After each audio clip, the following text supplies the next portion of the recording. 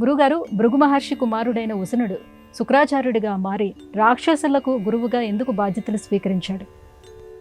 గాలిని గుంభినంగ్నినంబువలన్ ఆకాశస్థలిన్ దిక్కులన్ రేలన్ ఘస్రములన్ దమప్రవల భూరిగ్రాహ రక్షోముగ వ్యాళాదిత్య నరాది జంతు కలహ వ్యాప్తిన్ మృత్యువులేని జీవనము లోకాధీశ ఇప్పింపవే అని హిరణ్యకశ్యపుడు ఘోరమైన తపస్సు చేస్తాడు.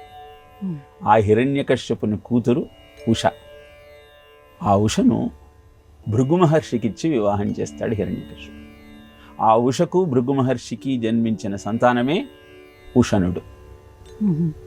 శ్రీకృష్ణుడు కుచేలుడికి ఇచ్చిన అపారమైన సంపదను అపహరిస్తాడు శుక్రాచార్యుడు.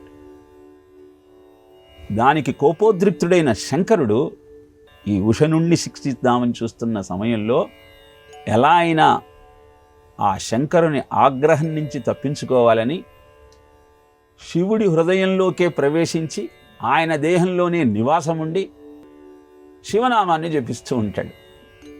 నవ్వుకుంటాడు శివుడు, తప్పు చేశాడు, అనంతరం నన్నే ఆశ్రయించాడు, నిన్నేం చెయ్యను, బయటికి రా, నా నామాన్ని కీర్తిస్తున్నావు అని చెప్పగానే ఆలోచన చేసి ఆయన తేజస్సు ద్వారా బయటికి వస్తాడు.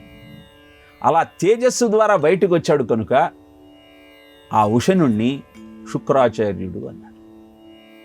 ఈ శుక్రాచార్యుడు శివుడి గురించి అద్భుతమైన స్తోత్రం చేశాడు. బోళాశంకరుడైన శివుడు శుక్రాచార్యుని యొక్క భక్తిని చూసి సంతోషించి సంపదలకు శక్తికి ఆయనను అధిపతిగా చేశాడు. అందుకే శుక్రగ్రహము ఆనందాన్ని సౌఖ్యాన్ని ఇచ్చేటువంటి గ్రహం.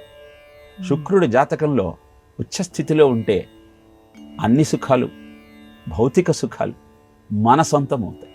కనుక శుక్రాచార్యుడి యొక్క అద్భుతమైన ఈ శక్తిని చూసి భౌతిక సుఖాలే పరమార్థంగా ఎంచే రాక్షసులంతా ఆయనను ఆశ్రయిస్తారు. వాళ్లకు గురువుగా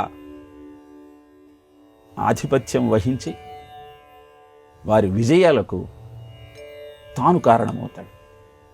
అద్భుతమైన తపశ్శక్తితో మృత సంజీవిని విద్యను